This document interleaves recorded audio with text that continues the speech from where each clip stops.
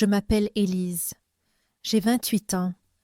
J'habite à Paris, mais mon cœur est ailleurs. Chaque matin se ressemble. Une longue journée que je n'ai pas choisie. Mon téléphone sonne sans arrêt. C'est ma mère. Elle n'appelle jamais pour savoir si je suis heureuse. Elle appelle seulement pour me rappeler comment je dois vivre. Aujourd'hui, elle m'a écrit un message. Élise, n'oublie pas la grande réception demain soir. Des gens importants seront présents. Tu dois être parfaite. Ton père veut te présenter encore Damien. Je fixe l'écran et je ferme les yeux. Je veux crier. Je chuchote doucement. Pourquoi ne me laisse-t-il pas respirer? J'ai tout ce que l'argent peut acheter. Des vêtements, un grand appartement, une voiture. Mais personne ne me demande ce que je veux vraiment. Mes parents possèdent plusieurs hôtels dans tout Paris. Les gens les appellent à des réussites. Moi, je les appelle des étrangers. Pour eux, aimer signifie contrôler. Pour eux, pouvoir signifie paix. Mais j'ai vu combien ils sont seuls. Ils ne riaient jamais ensemble. Ils parlaient comme des associés. Je ne voulais pas de cette vie. Ma mère disait que Damien était l'homme parfait pour moi. Il était riche, poli et issu d'une bonne famille. Mais quand je lui parlais, je me sentais vide. Il parlait seulement de lui, de sa nouvelle voiture, de sa prochaine affaire, de son prochain voyage. Un jour, je lui ai dit « J'aime les choses simples ». Il a souri et a répondu « Tu oublieras quand tu auras tout ». À cet instant, quelque chose s'est brisé en moi. Je ne voulais pas tout, je voulais seulement la paix. Cette nuit-là, je n'ai pas dormi. Les mots de mes parents tournaient dans ma tête. Tu nous remercieras plus tard. Et si je ne remercie jamais? Et si je me perds juste pour leur plaire? Je suis restée à la fenêtre et j'ai regardé les lumières de la ville. Paris semblait vivant. Mais en moi, tout était mort. Alors une petite idée est venue. Elle était un peu folle, un peu dingue. Mais elle m'a fait sourire pour la première fois de la journée. Je chuchotais. Peut-être que je vais les surprendre cette fois. Le lendemain matin, je me suis regardée dans le miroir. Mes yeux semblaient fatigués. Pourtant, il y avait quelque chose de nouveau dedans, du courage. Je dis doucement, je ne vivrai plus comme une marionnette. Ma gouvernante entra et dit « Madame, votre mère a encore appelé. » Je souris. « Dites-lui que je suis occupée. » Elle me regarda, choquée. Personne n'avait jamais dit ça à ma mère. Toute la journée, j'ai pensé à mon plan. Je ne savais pas comment j'allais réussir. Je savais seulement que j'avais besoin d'aide. Pas d'un petit ami, pas de Damien, quelqu'un d'autre. Quelqu'un qui se fiche de mon nom, qui se fiche de mon argent. Je voulais quelqu'un qui me voit comme une personne, pas comme un trophée. Je ne savais pas où trouver une telle personne, mais je sentais quelque chose me tirer dehors. Le soir, je suis allée au parc près de chez moi. Je me suis assise sur un banc et j'ai observé les gens. Des familles riaient ensemble. Des couples se tenaient la main. Une légère douleur a traversé mon cœur. « Est-ce que j'aurai ça un jour ?» murmurai-je. Puis j'ai vu un homme seul près de la fontaine. Ses vêtements étaient usés, ses mains semblaient rugueuses. Mais son visage portait la paix, une paix inconnue chez moi. Il paraissait calme, comme si rien ne pouvait l'atteindre. Je ne sais pas pourquoi, mais mes pieds sont allés vers lui. Il leva la tête. Nos regards se croisèrent. Mon cœur se mit à battre plus vite. Je n'ai pas eu peur, juste de la curiosité. Pendant un instant, le temps sembla s'arrêter. Il attendait que je parle. J'ai fini par dire Excusez-moi, j'ai besoin de votre aide. Il parut surpris. Mon aide? J'ai hoché la tête. Oui, demain soir. J'ai besoin de vous pour une réception. Je vous paierai. Il fronça les sourcils. Vous voulez que je vienne à une réception? Je hochai encore la tête. Comme mon petit ami. Juste pour une nuit. Il cligna des yeux, étonné. Puis un léger sourire apparut. Vous êtes sérieuse, hein? Je fis oui. Oui. Il baissa les yeux, puis me regarda. Pourquoi moi? Je répondis doucement. Parce que vous ne connaissez pas mon monde. Il plongea longtemps ses yeux dans les miens. Puis il dit « D'accord, si vous êtes sûr que je peux le faire. » Je n'en revenais pas. « Merci, murmurai-je. » Il sourit doucement.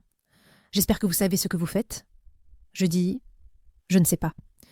Mais pour une fois, je veux choisir ma propre erreur. » Il rit doucement. « Alors, à demain. » Je fis oui. « Soyez chez moi à 6 heures. Je vous enverrai une voiture. » Il dit « Je m'appelle Adam. » Je souris. « Élise. » En rentrant chez moi, mon cœur battait bizarrement. Pendant des années, j'avais suivi chaque règle. Aujourd'hui, j'en avais brisé une, et cela faisait du bien. Je regardais le ciel au-dessus de Paris et murmurais « Cette fois, je vis pour moi. » J'ignorais que ce petit plan changerait toute ma vie. Le jour de la réception, je me préparais comme pour ma propre exécution. Ma robe était un cauchemar soyeux, blanche, choisie par ma mère. Je détestais la façon dont elle épousait mon corps, comme si tout lui appartenait. Mais je la portais quand même. C'était mon dernier hommage à leurs règles. À 6 heures pile, Adam attendait en bas. Il portait un costume si démodé qu'il en devenait presque à la mode. Sa cravate était nouée de travers. Je ne pus m'empêcher de sourire en le voyant par la fenêtre. Il monta dans la voiture et je sentis mes mains trembler. « Salut !» dis-je quand il s'assit près de moi. Il sentait l'air frais et quelque chose d'amer que j'ignorais. « Salut, Élise !» dit-il. Nous sommes partis. La ville glissait dehors, mer de lumières et de mouvements, tandis que l'habitacle restait silencieux, comme si le monde était en pause. Adam posa ses mains jointes sur ses genoux. Par moments, il regardait la fenêtre, mais souvent son regard restait entre nous, comme un fil invisible qui nous liait et nous tenait pourtant à distance. J'avais réfléchi à ce que je devais lui dire. Comment expliquer qui il allait rencontrer et quelles histoires il devrait inventer. Mais en le regardant, je vis combien tout cela lui importait peu. Il était le premier à ne pas chercher profit auprès de moi. Peut-être que j'imaginais tout, mais je m'y accrochais comme à une bouée. « Tu veux savoir où nous allons ?» demandai-je. Adam haussa les épaules. « Tu me le diras sûrement. » Un hôtel, un de ceux que possède ma famille. Mes parents y donnent une fête. Je fis une pause. Beaucoup de gens qui ont tout, mais ne sentent rien. Il hocha la tête, sans jugement dans ses yeux. « Et je dois y jouer quelqu'un ?»« Mon petit ami. » Ce mot était âpre sur ma langue. « Ce sera fatigant. J'en ai peur. » Adam me regarda, cette fois vraiment. Ses yeux bruns étaient plus sombres que la nuit dehors. « Ça ne me dérange pas, » dit-il doucement. « Et toi ?» Je restai silencieuse. La vérité, tout cela me brisait. Dans le hall de l'hôtel, l'odeur de parfum et de marbre ciré nous accueillit déjà. Ma mère se tenait juste derrière la réception et détailla Adam des pieds à la tête. Ses lèvres dessinèrent un sourire aussi froid qu'un éclat de verre. « Élise, ma chérie !»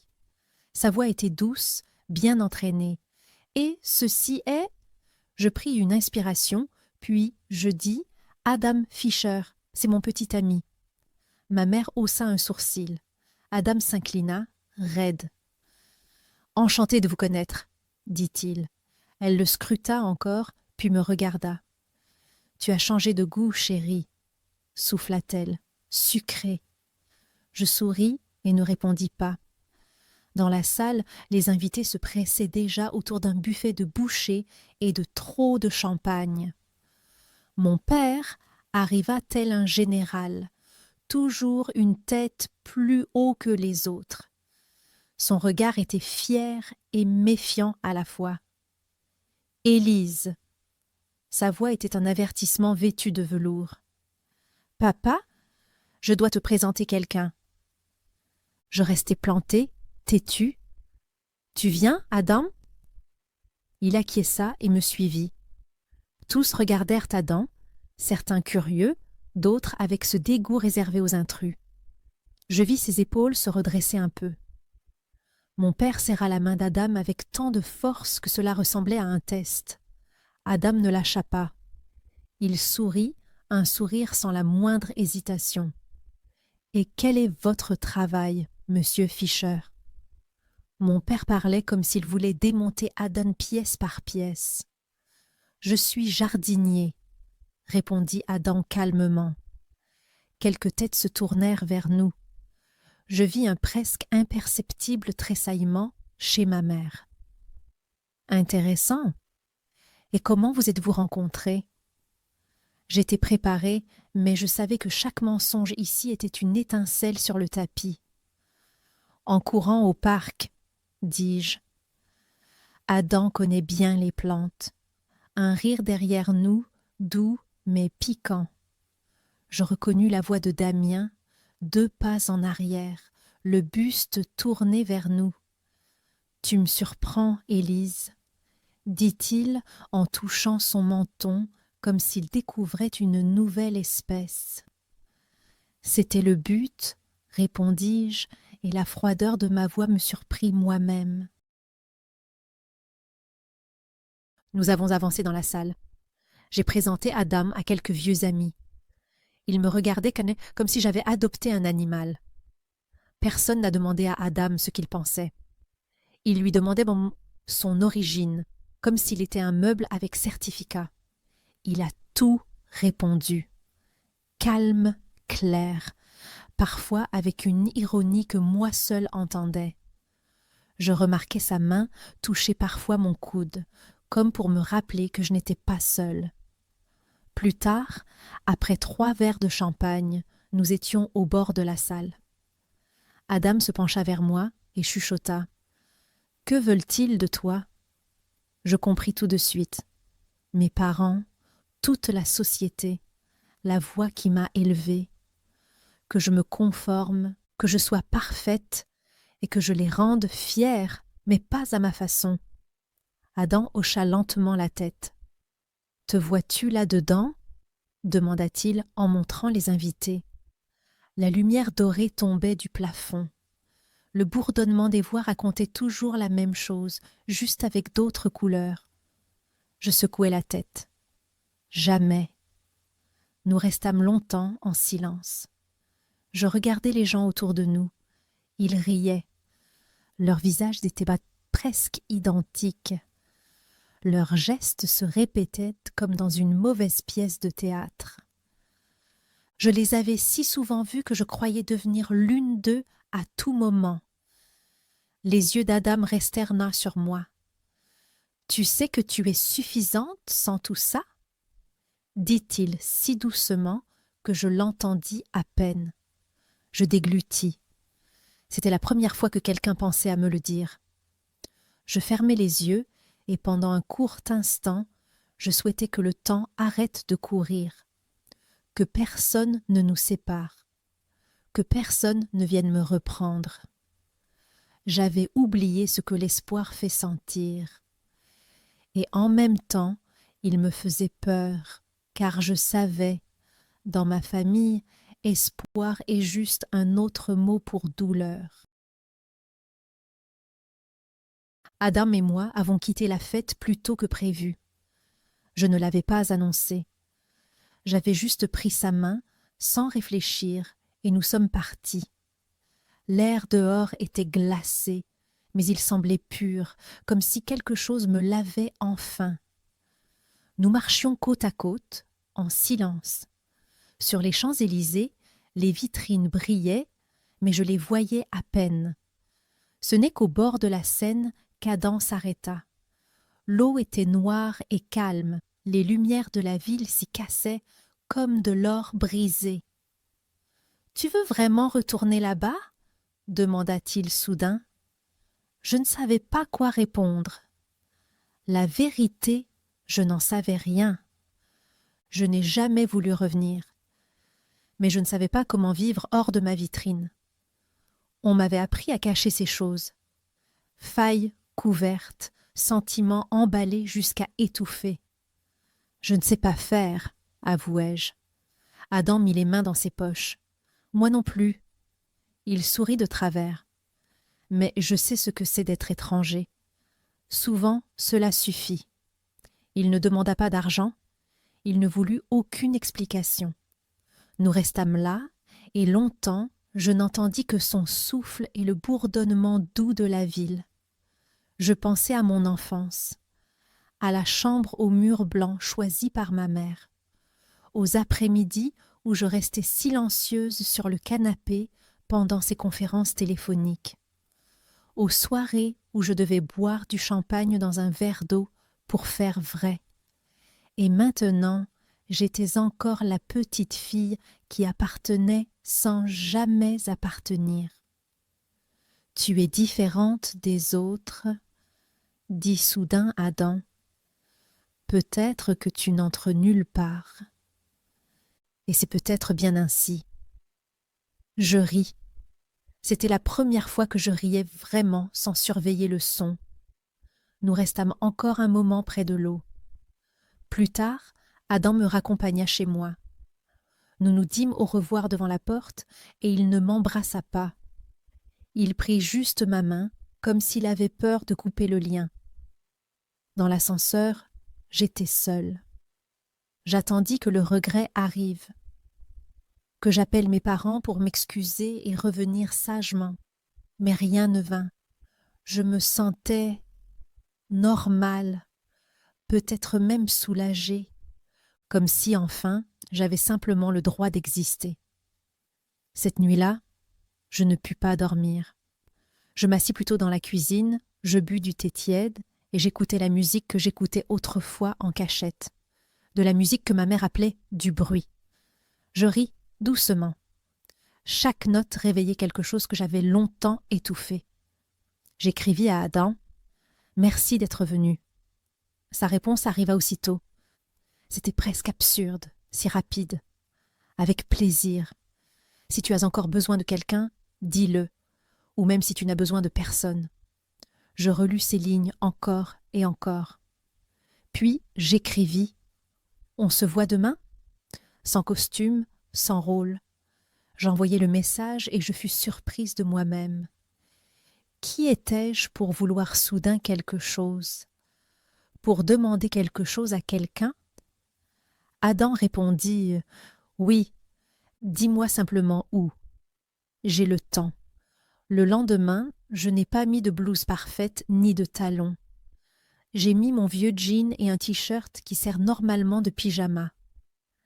C'était la sensation la plus confortable depuis des mois. J'ai passé un pull et je suis partie au parc. Adam m'attendait déjà sur un banc. Il portait une vieille veste en cuir et une grosse écharpe. À côté de lui, un gobelet de café. Quand il m'a vue, il s'est levé et il a fait signe. C'était la sensation la plus normale et la plus belle du monde. Nous avons flâné dans le parc. Je lui ai parlé de la fête, des invités, de tous les masques que ma famille appelle normalité. Adam écoutait. Par moments, il hochait la tête ou posait une question, mais la plupart du temps, il me laissait parler jusqu'à ce que les mots s'arrêtent seuls. À un moment, nous nous sommes assis sur le quai, près de l'eau. Le soleil était bas et je sentais mon visage devenir engourdi par le froid. « Tu ne préférerais pas parler avec des gens qui te comprennent ?» demandai-je. Adam secoua la tête. Les gens qui me comprennent répètent toujours les mêmes choses. C'est ennuyeux. Je dus sourire. Nous n'avons plus parlé. Ce silence était doux. Je suivis l'eau du regard, voyant les plans de mes parents partir au courant. Le soir, nous nous sommes quittés à l'entrée du parc. Adam n'a pas demandé si nous allions nous revoir. J'ai ri. Il le savait déjà. Et moi aussi. Chez moi, un nouvel appel de ma mère m'attendait. Je n'ai pas répondu, puis un autre. J'ai laissé sonner jusqu'à ce que l'écran s'éteigne. 30 messages m'attendaient, remplis de colère, de déception, de menaces. Le dernier pourtant ne contenait qu'un mot. « S'il te plaît ». Mon pouce flottait au-dessus de l'écran. Je savais comment le jeu continue. D'abord menacer, puis supplier. Ma mère avait perfectionné cela.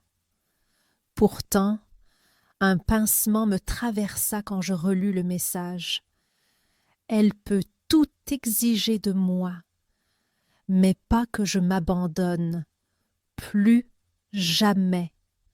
Je n'ai pas répondu. À la place, j'ai ouvert la fenêtre, comme si l'air frais pouvait aider. En bas, une voiture passa fenêtres ouvertes. Une musique forte montait. Des gens riaient dans la rue, même si c'était lundi. J'ai toujours cru que la vraie vie commence plus tard. Après un diplôme, un bon poste, un mariage. Mais ces gens vivaient simplement, comme s'ils n'avaient jamais signé de contrat qui les condamnait à plus. Cette nuit-là, j'ai fait des rêves étranges. Mes parents étaient assis sur un canapé et portaient des masques fins, transparents. Ils ne parlaient pas, mais leurs yeux me suivaient dans la pièce. J'ai tenté de fuir. Chaque fois que j'ouvrais d'une porte, Adam était derrière. Mais c'était son lui, plus jeune, fragile, perdu. J'ai tendu la main, mais il s'est retiré. À la fin, nous étions côte à côte sur le quai. Nous regardions l'eau sans savoir quel courant nous emporterait. Le matin suivant, ma tête était vide. Je me suis fait un café. Je me suis assise à la table de la cuisine et j'ai attendu. Pourquoi? Pour du courage, pour la faim, pour une idée nouvelle. À un moment, j'ai mis mes chaussures et je suis sortie. J'ai parcouru les rues jusqu'à entrer dans un autre café où je suis restée. Je sentais mon téléphone dans ma poche, aussi présent qu'un second pouls. Quand je l'ai enfin sorti, 5 nouveaux messages de ma mère m'attendaient. Je n'en ai lu aucun jusqu'au bout. J'ai plutôt ouvert une nouvelle discussion et j'ai écrit à Adam. « Tu es libre aujourd'hui. » Sa réponse arriva en moins d'1 minute. Il demanda « Où veux-tu aller ?» J'ai réfléchi un instant, puis j'ai écrit « Surprends-moi ». Quelques minutes plus tard, il répondit « 13 heures devant la vitre du zoo. J'apporte quelque chose. » C'était tout. Pas de smiley inutile, aucune explication de plus. J'ai posé le téléphone. Je me suis sentie comme si je venais d'acheter un billet sans retour. À 13h moins 5, j'étais devant l'aquarium sous un soleil penché. Des familles en poussettes et vestes colorées se pressaient. Adam m'attendait déjà, un sac en papier dans la main. Il portait un jean, des chaussures plates et une chemise ouverte sur un t-shirt. Il me fit signe et sourit. Son sourire était différent d'hier, plus ouvert, plus calme. Je compris sans mots qu'il savait ce qu'il me fallait. Je dis « Salut » et il me plaça le sac dans la main. Dans le sac, il y avait 2 kebabs encore chauds, sauce piquante et aussi une petite canette de bière. « Petit-déj », dit-il. Je ris et la sauce coula sur mes doigts. Nous restâmes silencieux sur le banc à regarder la circulation. Puis Adam déclara « Tu n'as plus rien à leur prouver. » Je ne détournai pas les yeux. Je ne dis rien non plus. Je n'avais aucun argument. Au bout d'un moment, je demandai « Et ta famille ?» Il leva légèrement les yeux au ciel. Longue histoire. J'ai toujours vécu seule. À part ma grand-mère malade, personne ne me connaît vraiment. Il regardait derrière moi comme s'il lisait les briques des immeubles. « Tu n'as jamais voulu appartenir à un groupe ?» chuchotai-je. Adam sourit. « Bien sûr. Mais j'ai compris un jour qu'il est plus simple d'être étranger que de se perdre soi-même. » Nous n'avons plus parlé longtemps. Pourtant, ce silence était différent. Il ressemblait à une pièce où quelque chose pouvait pousser au lieu de se briser. Plus tard, nous avons flâné dans la jungle de la grande ville, mangé une glace debout et observé les requins à l'aquarium. Je me demandais comment c'est de voir chaque jour le même bleu monotone tout en restant libre d'attente. Ma mère aurait dit que les requins doivent toujours avancer, sinon ils meurent de leur propre immobilité. Moi, je pensais que l'immobilité est peut-être juste un autre nom pour la paix. Le soir, à un carrefour, Adam demanda « Demain, tu feras encore ce qu'ils veulent ?» Je secouai la tête.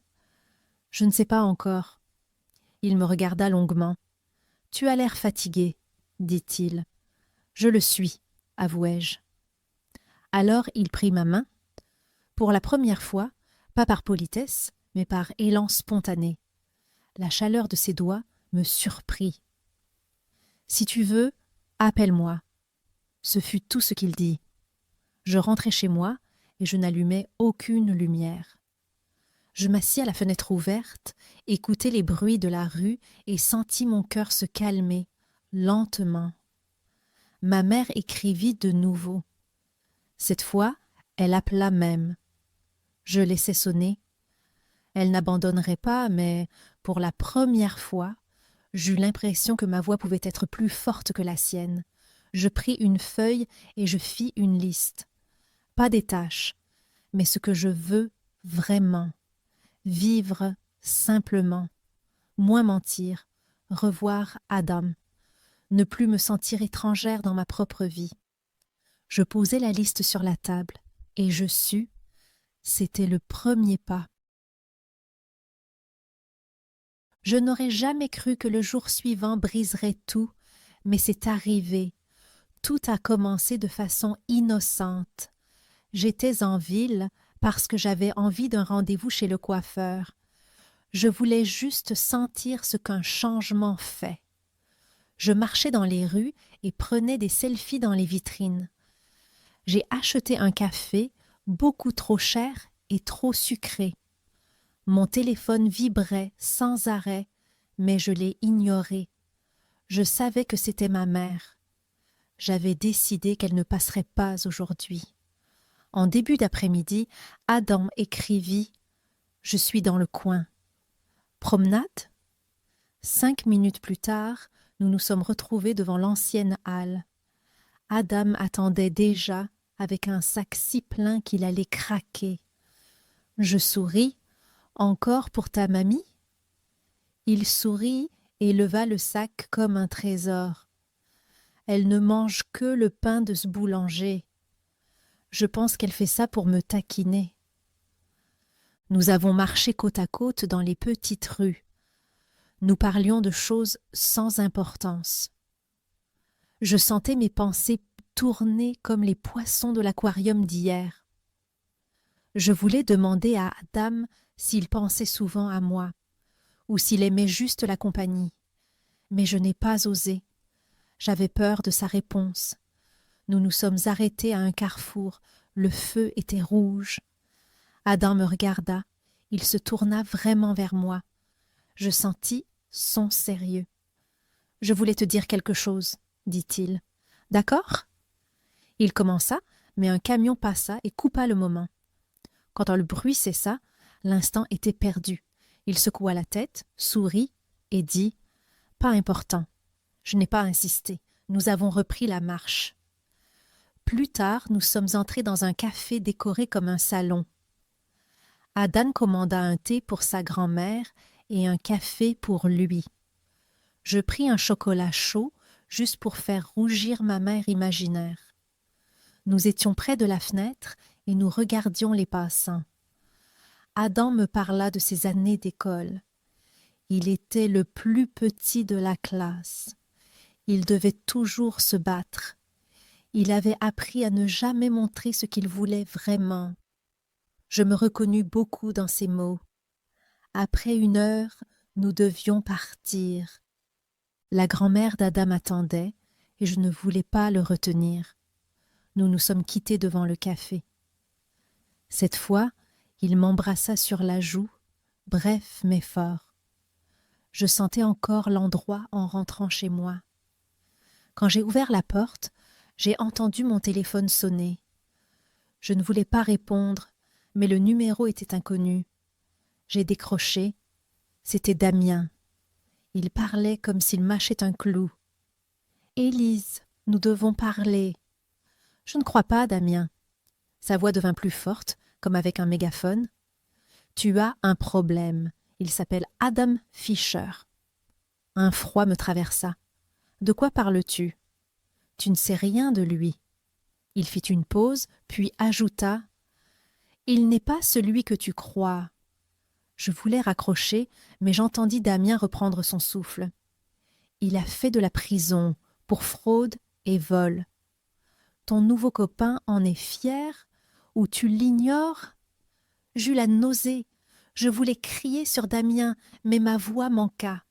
« Je ne te crois pas, tu racontes n'importe quoi, » réussis-je à dire. Damien rit, court et amer. « Demande-lui donc, il te le dira peut-être. » Puis il raccrocha. Je regardais le téléphone et je ne savais pas si je devais crier ou pleurer. Je marchai machinalement jusqu'à la salle de bain, fermai la porte et m'assis par terre. Le blanc nu des carreaux me brûlait les yeux. Je pensais à Adam, à la légèreté entre nous et à ce qui se dressait maintenant comme une vitre. J'écrivis « On peut se voir ?»« Maintenant ?» Il répondit « Bien sûr. »« Où ?» Je lui donnai mon adresse. 1/2 heure plus tard, la sonnette retentit. Adam était sur le palier. Quand j'ouvris, je sus que je voulais le voir malgré ce que Damien avait dit. « Qu'est-ce qui se passe ?» demanda Adam, tout de suite attentif. Je le fis entrer. Il ne regarda rien. Il s'assit simplement à la table de la cuisine et attendit. Je m'assis en face. « Je dois te demander quelque chose, commençai-je, et je veux la vérité. » Il acquiesça. « As-tu fait de la prison ?» Un petit tic passa sur son visage. Puis il dit « Oui ». J'eus la tête qui tournait. Je pensais qu'il rirait et nierait, mais c'était vrai. Pourquoi ne rien avoir dit ? Adam baissa les yeux sur ses mains comme si elles étaient d'abord le vrai problème. Je voulais que tu vois d'abord l'homme que je suis. Pas l'étiquette que les autres me collent. Je ne savais que répondre. Il continua. J'ai fait des bêtises. Ce n'est pas comme il raconte, mais ce n'est pas mieux non plus. Je voyais qu'il me dirait tout si je demandais, mais je ne savais pas quoi demander. « Es-tu dangereux ?» chuchotai-je. Il secoua vivement la tête. « Non, je ne voulais blesser personne. C'est arrivé. Un enchaînement de choix stupides et de peur. » Je me trouvais devant lui, sachant tout et rien à la fois. Comme si la vie devenait 2 fois plus dure, mais aussi 2 fois plus réelle. Je me levai et allai vers la fenêtre, craignant de croiser son regard ou qu'il affronte le mien. En bas, des passants pressés ne s'arrêtaient pas. Je pensais, il ne voit être que la surface, et peut-être suis-je la pire. Je croyais comprendre le monde, mais j'étais vide maintenant. « Veux-tu partir ?» demanda Adam. Sa voix était plus fragile que jamais. Je secouai la tête. Je voulais qu'il reste, même sans mots. Il se leva, vint près de moi, assez pour que je sente son souffle sur ma joue. « Tu peux tout demander, dit-il, si tu veux. » Je restai immobile un long moment. Puis, je demandai « Combien de temps ?» Il haussa les épaules, comme si c'était une histoire usée. 4 ans. 2 ans étaient en centre pour jeunes. J'ai craqué, tout perdu en une nuit, puis j'ai cru pouvoir tout reprendre d'une façon insensée. Je le regardais et voulus croire que c'était fini. Mais je vis un frisson, une ombre, comme s'il gardait encore un bout de vérité. Qu'est-ce qui était si grave? Il sourit de travers. Une femme, ou l'image que j'avais d'elle. J'ai tout risqué pour elle. À la fin, j'étais seule. Je pensais que cela pouvait aussi être mon histoire, sauf que mes folies étaient invisibles. Je n'avais jamais tout risqué pour quelqu'un. Je ne savais pas faire. Adam s'appuya au rebord, regarda la rue comme un aquarium sans vitres. Après ça, je n'ai plus voulu rien prouver. Je voulais juste qu'on croie que je vaux plus que ce qui est écrit. Je le regardais. Il disait vrai. Peut-être pour la première fois, pas seulement pour moi, mais pour lui aussi. Je ne savais pas comment réagir. J'imaginais ma mère maintenant, main sur la bouche, livide, déjà prête à alerter tout le monde. Je réalisais combien son avis comptait peu. Je demandais « Es-tu devenu quelqu'un d'autre depuis ?» Il sourit, ouvert, presque triste. Je suis les deux, celui d'avant et celui qui ne veut plus revenir. Nous restâmes longtemps silencieux. Dehors, la nuit tomba et les vitres reflétaient tant nos visages comme 2 vies doubles. Je savais qu'un jour, je devrais le laisser partir ou le garder, mais je n'avais aucune idée de comment faire. Adam se leva enfin et lissa sa chemise comme s'il était au bureau avant une réunion. « Je pars maintenant, dit-il, si tu ne veux pas que je reste. » Il prit sa veste et marcha vers la porte, lentement, sans hâte. Je restais à la fenêtre et je compris que c'était maintenant ou jamais. « Adam !» appelai-je avant qu'il n'ouvre. Il se retourna, très calme. « Je veux que tu restes. » Il expira bruyamment, se rassit sur la chaise et ne dit plus rien. Je fis 2 tasses de thé, ne sachant pas combler ce silence autrement. Au final, nous restâmes simplement tels quels. Adam parla de sa grand-mère et moi de l'hôtel de mes parents. Nous parlâmes de tout, mais jamais plus de ce qui s'était passé. C'était comme si nous avions un pacte, être sincères sans être cruels. Quand la nuit tomba, j'allumai une bougie, non pour le romantisme, mais parce que sa lumière nous réchauffait. Adam prit ma main à un moment et je le laissai faire. J'avais peur et j'avais de l'espoir. Pour la première fois, cela ne me dérangeait pas de sentir les deux. Cette nuit-là, je ne dormis pas. Adam était allongé sur mon canapé et j'entendais le vent passer sur la ville par la fenêtre ouverte. Au matin, tout semblait inchangé, sauf que plus rien n'était pareil. Je savais que mon passé offrait désormais 2 routes, l'une où je servais le système familial, l'autre où je vivais avec Adam et nos fautes. J'envoyais un SMS à ma mère. Pas d'explication, pas d'excuse, juste « je vais bien ». Je restais éveillée au lit jusqu'à midi, tandis qu'Adam dormait recroquevillé sur le canapé. J'entendais sa respiration, calme et profonde, mais parfois ses épaules tressaillaient, comme s'il luttait contre un rêve sombre. Peut-être faisait-il les mêmes cauchemars que moi, sauf qu'il cachait mieux leur nom. J'observais la lumière changer dans la pièce. Les ombres grandissaient puis rétrécissaient, selon qu'un nuage passait ou qu'un rayon de soleil perçait. Je croyais qu'un simple SMS à ma mère suffirait, que je pouvais déjà repartir de zéro. Mais ce n'était pas si simple. Je ne pouvais pas fuir mes parents, même pas dans mes rêves. Dans ces rêves, j'étais souvent l'enfant dans le couloir, attendant que les voix de la pièce voisine se calment. Parfois, les voix ne revenaient jamais. Elles grossissaient jusqu'à avaler tout le reste. Je préparais du café et posais les tasses le plus doucement possible, comme si le rituel empêchait les non-dits de tomber. Adam se frotta les yeux, se redressa et me regarda, comme s'il savait qu'aujourd'hui c'était pire qu'hier. Nous parlâmes à peine. Je lui ai demandé s'il aimait le lait dans son café. Il a secoué la tête. Ensuite, je suis restée longtemps silencieuse, car je ne savais pas guider la conversation. Je voulais lui demander s'il voyait ses cauchemars même éveillés.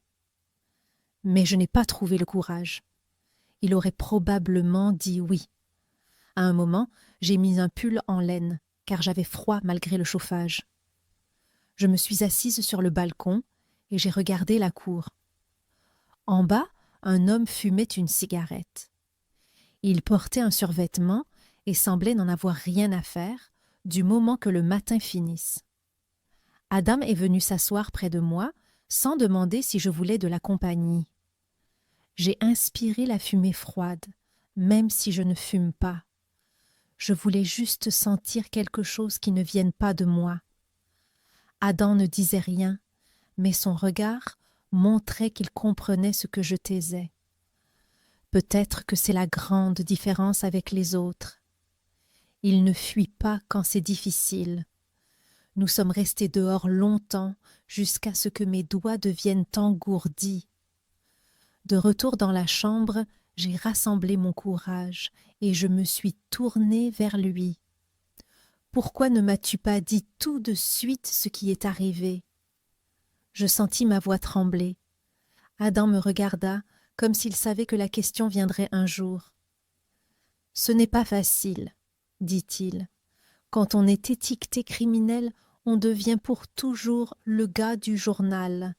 Les gens ne veulent pas écouter. Ils croient ce qu'ils veulent croire. » Je répondis, « Moi, je veux la vérité. De toi, pas de Damien ni du net. » Adam inspira profondément. Il serra les lèvres et fixa le sol, comme s'il cherchait ses mots entre les carreaux. J'avais 17 ans. J'avais peur de ne jamais avancer. Mes parents étaient absents, ma grand-mère était malade et les gars du quartier étaient point plus durs que moi.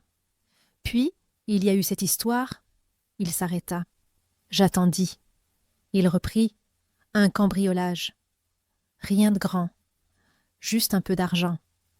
Au final, même pas assez pour le loyer. Je ne sais pas ce qui était pire, être attrapé ou avoir essayé. Il ria doucement, sans joie. Je ne répondis pas. Je savais que l'histoire n'était pas finie. Et puis, il y avait Maria. C'était ma copine. Nous voulions partir loin, là où personne ne nous trouverait. Finalement, elle a tout dit à la police parce qu'elle avait plus de peur que d'amour. Je ne peux même pas vraiment lui en vouloir. Je demandais « Le regrettes-tu » Je savais que c'était une question trop grande pour un instant, mais je devais la poser. Adam me regarda droit dans les yeux. Je ne sais pas si je regrette ce que j'ai fait, mais je regrette qu'il ne voie maintenant que cela en moi. Je hochai la tête. Je comprenais cette phrase mieux qu'il ne le pensait. Nous sommes restés longtemps côte à côte, sans parler. J'aurais voulu pleurer, mais je n'y arrivais pas. Alors, j'ai fixé le plafond, souhaitant qu'un interrupteur efface tout le passé pour lui et pour moi. Le soir, on sonna à la porte. Je sursautai car je n'attendais personne. Adam se figea. J'allai jusqu'à la porte, regardai par le judas.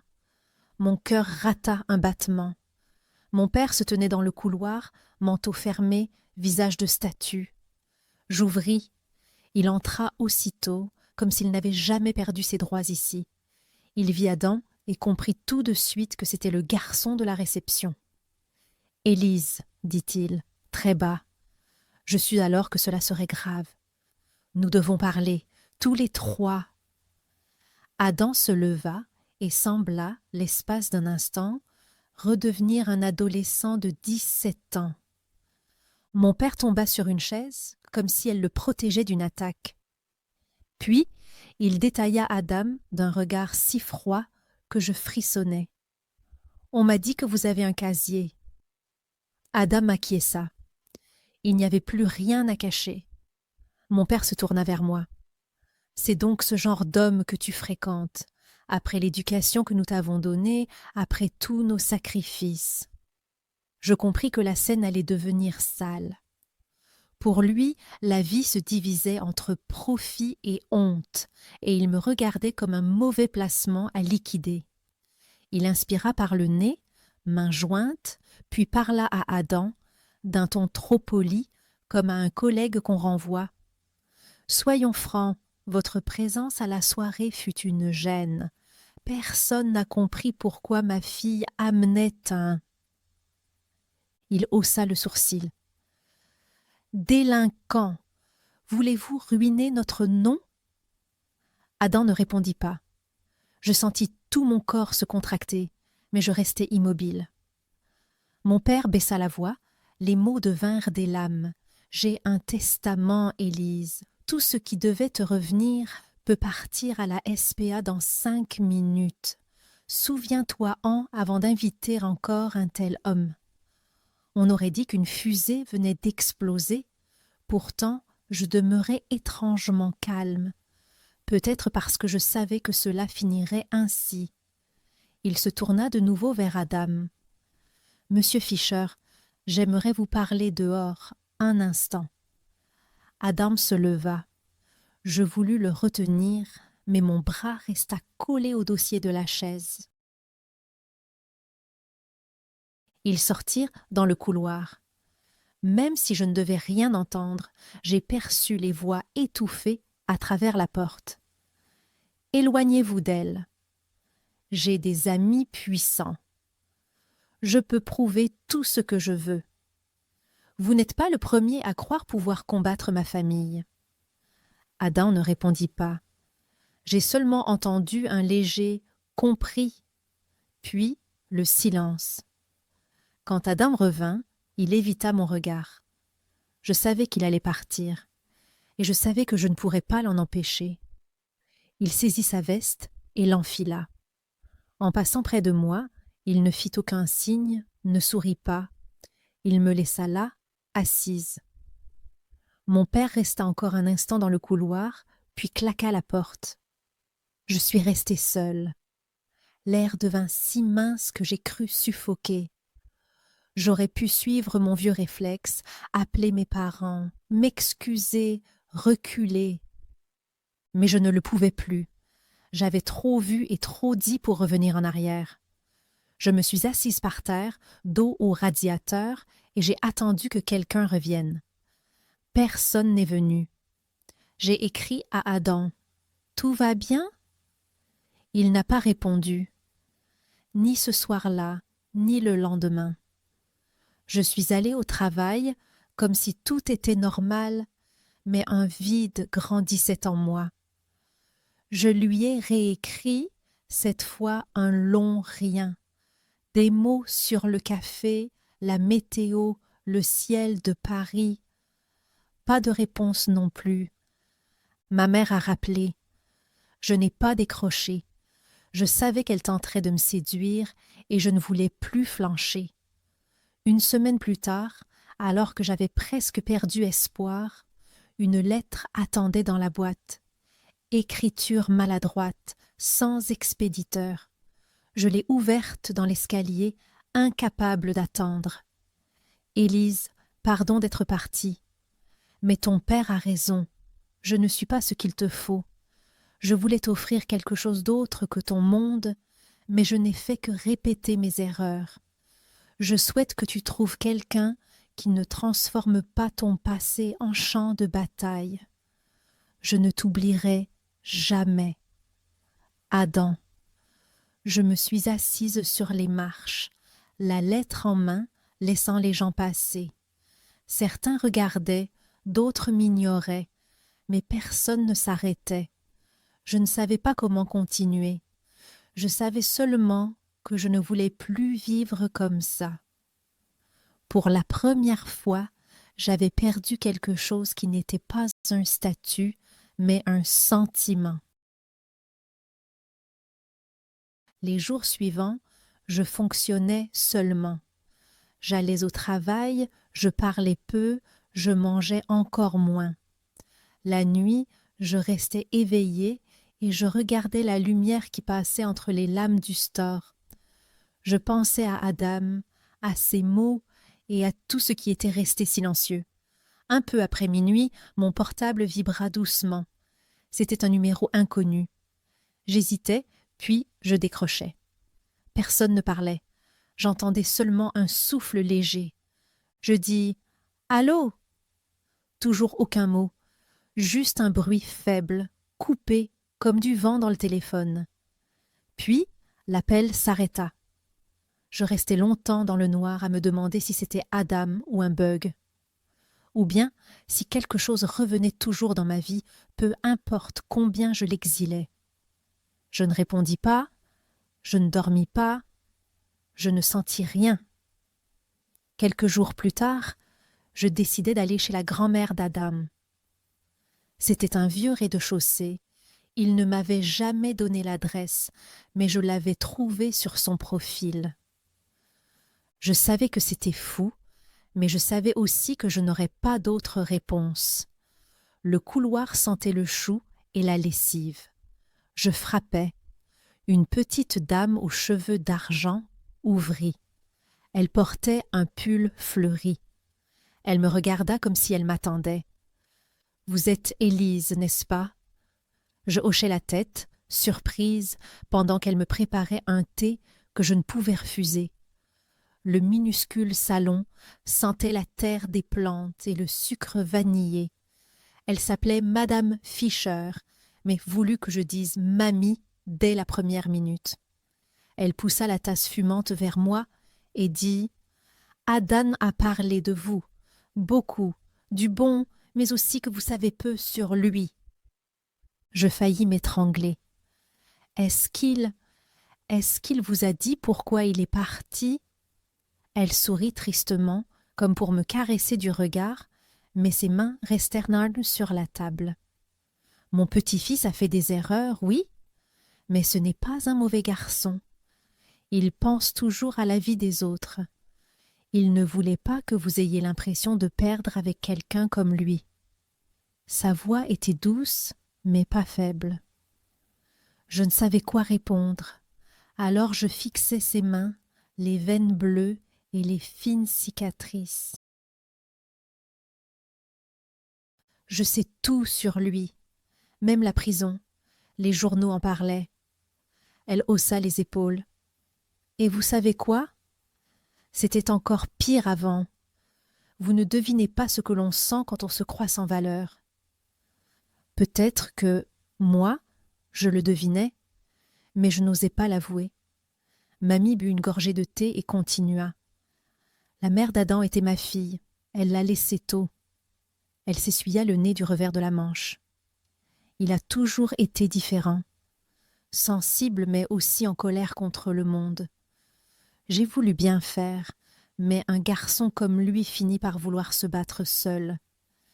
Et alors, il prend de mauvaises décisions. Elle me regarda comme si je devais comprendre. Je tentai de hocher la tête, mais ma tête bourdonnait. J'avais traité Adam comme un projet, un être à sauver pour me sentir meilleure. Elle se pencha vers moi. Il ne vous a jamais dit combien ce temps fut dur, n'est-ce pas? Je secouai la tête. Mamie sourit de travers.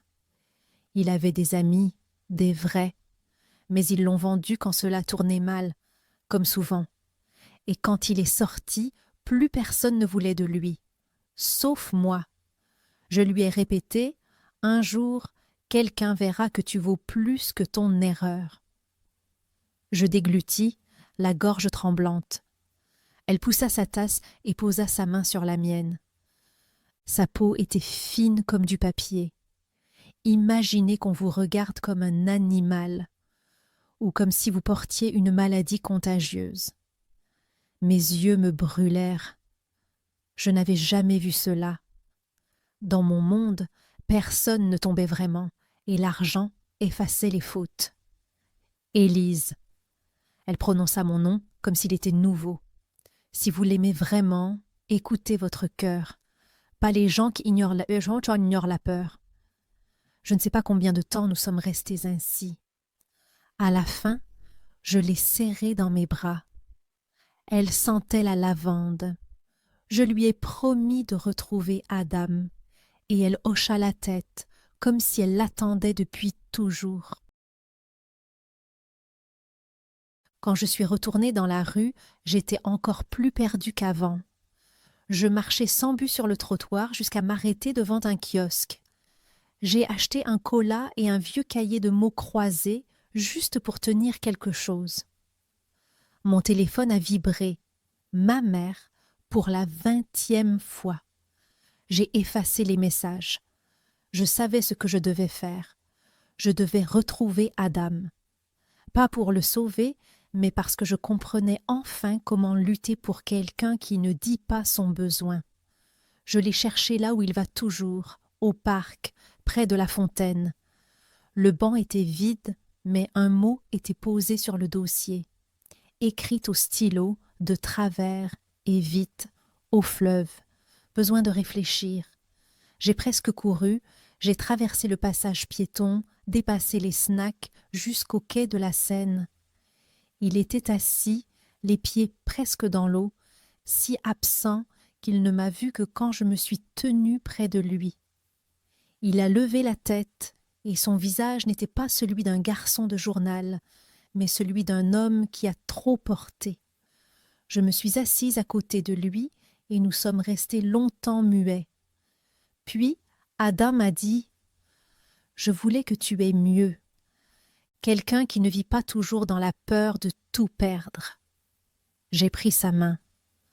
Moi, j'ai peur de ne rien sentir, Adam. Que ma vie devienne celle de mes parents. Je préfère essayer avec quelqu'un qui sait combien la vie peut faire mal. Il m'a regardé comme si je lui offrais un trésor. Nous sommes restés jusqu'à la nuit. Au loin, la musique d'un club et les lumières sur l'eau semblaient de petites promesses qui n'obligent à rien. Je ne savais pas ce qui viendrait, mais, pour la première fois, je voulais le découvrir. Cette même nuit, j'ai écrit un mail à ma mère, passe un SMS. J'ai dit que je prendrais mes propres décisions, que j'aime Adam, que je ne veux plus vivre sur une liste, mais dans ma vie. Elle n'a jamais répondu. C'est étrange comme la vie change quand on ose fermer une porte. Je suis restée à Paris, mais seulement quelques mois. Adam et moi avons trouvé du travail sur la côte atlantique, dans un village inconnu. Il travaillait dans une pépinière, moi dans une petite librairie. Ce n'était pas la vie des magazines de mon enfance, mais c'était la première qui me ressemblait. Nous logions dans un appartement qui donnait sur l'eau. Les premières nuits, je ne dormais pas, le bruit des vagues m'était étranger. J'ai compris plus tard que ce son n'apportait pas la peur, mais restait même quand tout le reste disparaît. Adam était souvent parti au début. Il marchait sur la plage ou restait des heures sur le balcon avec une vieille guitare trouvée au marché. Parfois il jouait des chansons inconnues et je l'écoutais, même s'il me croyait endormi. J'écrivais parfois à ma mère, d'abord des mails, puis des lettres. Aucune réponse ne vint. Peut-être avait-elle vraiment tout donné à la SPA. C'était peut-être mieux. Mon père n'appela jamais plus. Il ne me manquait pas, sauf certains jours de pluie où j'avais l'impression qu'une partie de moi attendait encore des voix dans le couloir. Adam et moi parlions rarement du passé. Nous avions un pacte silencieux. Tout ce qui fait mal peut rester derrière nous. Nous avons construit notre futur jour après jour avec de petites choses. Nous avons cuit du pain, trié des livres et cherché les mots durs des mots croisés. Un jour, Adam a demandé si je voulais des enfants. J'avais toujours cru que je serais une mauvaise mère. Mais en laissant grandir cette idée, j'ai eu moins peur que prévu. Peut-être parce que je savais ce que je voulais changer. Je ne dirai jamais « tu me dois quelque chose ». Je dirai toujours « tu es suffisant ». Nous avons décidé de nous marier, juste pour nous, sans grande fête. J'ai commandé ma robe en ligne. Quand elle est arrivée, elle était trop courte, mais cela m'a fait rire. Nous nous sommes mariés pieds nus sur la plage. La célébrante venait du village voisin. Adam portait un costume trouvé à la friperie. Il n'y avait pas de gâteau, seulement des petits pains frais et du café chaud. C'était le plus beau jour de ma vie. Parfois, je pensais à Damien. Comment aurait-il réagi en me voyant heureuse mais sans éclat? Peut-être aurait-il ri, peut-être aurait-il pleuré. Cela m'était égal. Je pensais à ma mère et aux lettres sans réponse. Je savais que je n'avais plus besoin de ce chapitre. J'aurais aimé l'inviter pour un morceau de pain. Je voulais lui montrer qu'il faut peu pour être rassasié. Mais un mur serait toujours resté entre nous. Adam était la meilleure personne que j'ai rencontrée. Pas parfait, mais vrai. Les jours où je pensais trop, il s'asseyait près de moi et prenait ma main. Il demandait « Crois-tu qu'il existe une vie après celle-ci » Je répondais « Je ne sais pas, mais j'espère qu'elle sera aussi calme qu'aujourd'hui. » En hiver, la mer était rude. L'air sentait le sel et le bois brûlé. Nous faisions de longues promenades et parfois nous restions des heures sans parler. J'avais appris que l'amour n'a pas besoin d'être bruyant. Il ressemblait au tic-tac de l'horloge, toujours là, même si on ne l'écoute pas. Cette nuit-là, mon cœur battait plus vite que jamais. J'ai dit à Adam ma peur d'être un jour ramené chez mes parents. Il m'a serré et ses mains tremblaient un peu, comme pour dire « Je comprends ». Et cela suffisait. Un jour, nous avons eu une fille. Elle avait les yeux bruns d'Adam et ma ténacité. Je l'ai appelée Anna, d'après un personnage de roman. Aucun grand-parent ne vint jamais nous voir. Cela ne me dérangeait pas. Nous avons construit notre maison avec ce que nous avions, sans héritage ni obligation familiale. Je sentais que je devenais chaque jour plus moi-même. La vieille peur d'être reprise disparaissait peu à peu. J'écrivais des listes de ce que je ne voulais pas devenir. Ensuite, j'ajoutais « j'ai suivi mon cœur et c'était juste ». Parfois, je me demandais ce que ma mère penserait de ma vie. Je crois qu'elle ne la comprendrait pas. Mais c'était bien ainsi. J'ai compris que toutes les histoires n'ont pas besoin d'un happy end. Certaines ont seulement besoin d'un début vrai. Je ne sais pas si je referai tout, mais je sens que mon cœur a pris la bonne décision. Et j'ai appris qu'il vaut toujours la peine d'écouter son cœur.